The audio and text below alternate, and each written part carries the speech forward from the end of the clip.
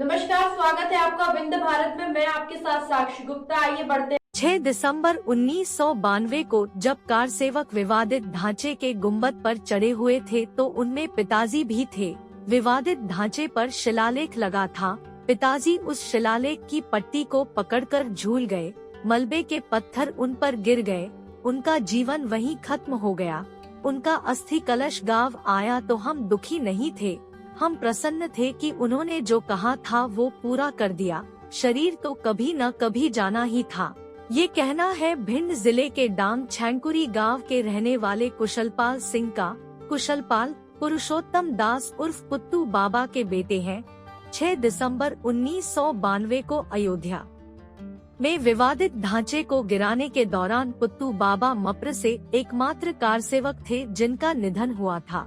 अब जब अयोध्या में 22 जनवरी को रामलला की प्राण प्रतिष्ठा होनी है तो डांग छेंकुरी गांव में चर्चा केवल पुत्तू बाबा की हो रही है।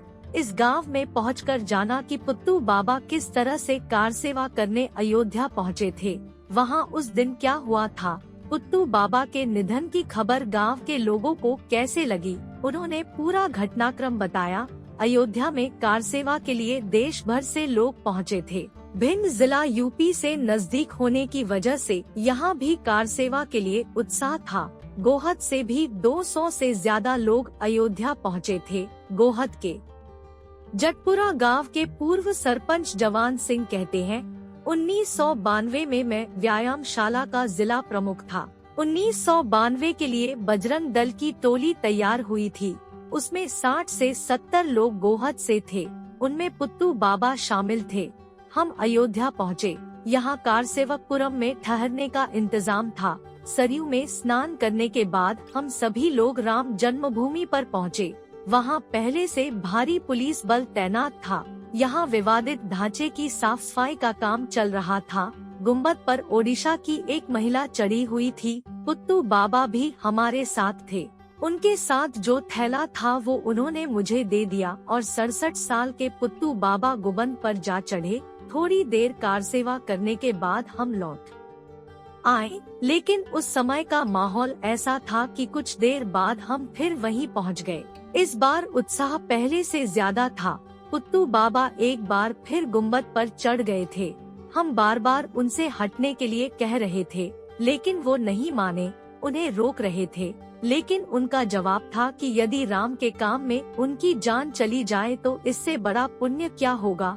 पुत्तू बाबा के बारे में और ज्यादा जानने के लिए पहुंची पुत्तू बाबा के गांव डांग छेंकुरी। पूर्व सरपंच जवान सिंह भी साथ थे।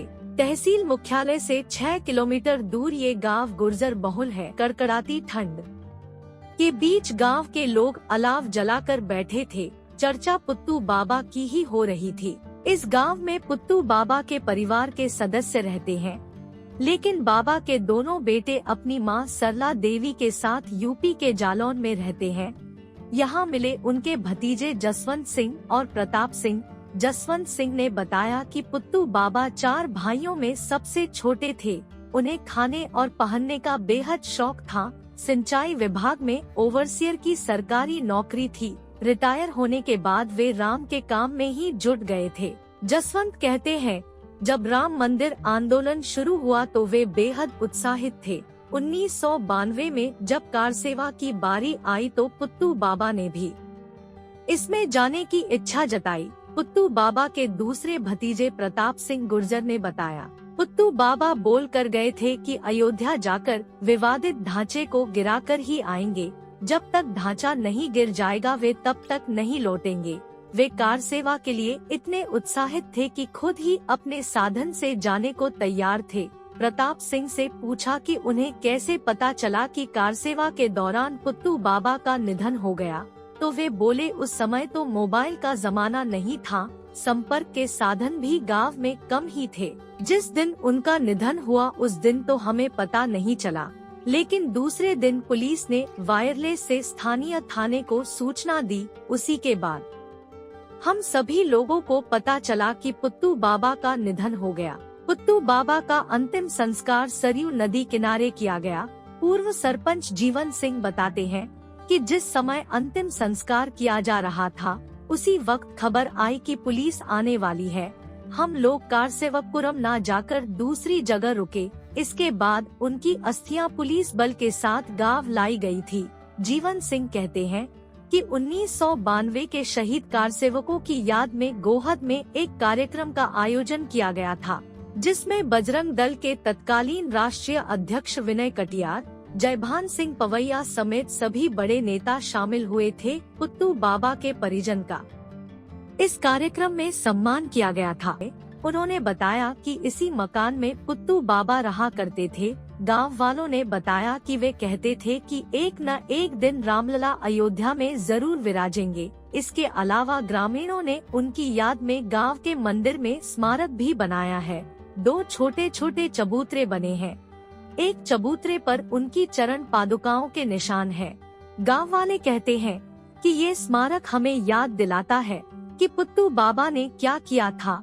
22 जनवरी को अयोध्या में जब रामलला की प्राण प्रतिष्ठा होगी तो गांव में भी उत्सव मनाने की तैयारी है। पुत्तू बाबा के नाती धर्मपाल सिंह कहते हैं कि हमें इस बात का गर्व है कि आज जहां रामलला विराज रहे हैं, उसकी जमीन तैयार करने में हमारे बाबा ने भी अपने प्राण की आहुति दी थी। पुत्तू बाबा के बेटे कुशलपाल सिंह ने बताया कि मां सरला देवी यूपी के जालौन जिले के धनतौली गांव में दोनों बेटों के साथ रहती है। अब उनकी उम्र 95 साल है। वो ज्यादा बात नहीं कर सकती, लेकिन रामलला के मंदिर बनने की खबर से बेहद खुश है। अब वो बिस्तर पर ही रहती है। उन्हें भी 22 जनवरी की तारीख का बहुत इंतजार है। उस समय की कारसेवा में शामिल रहे एडवोकेट गब्बर सिंह बताते हैं कि भिंड की सीमा यूपी से लगी होने के कारण कारसेवा को लेकर सबसे ज्यादा उत्साह भी यही था। कारसेवकों को रोकने के लिए यूपी सरकार ने इटावा और भिंड के बीच चंबल नदी के पुल पर 12 फीट ऊंची पक्की दीवार बना रखी थी, लेकिन आह्वान हुआ था कि पीछे नहीं हटना है। पुलिस ने आंसू गैस के गोले दागे, लेकिन हमें इसकी पहले से आशंका थी। हमने पानी में भीगे हुए रुमाल चेहरों पर लगाए ताकि गैस असर न कर पाए। उधर से गोले बरस रहे थे और इधर से हम रुमाल बांधे हुए उन दीवार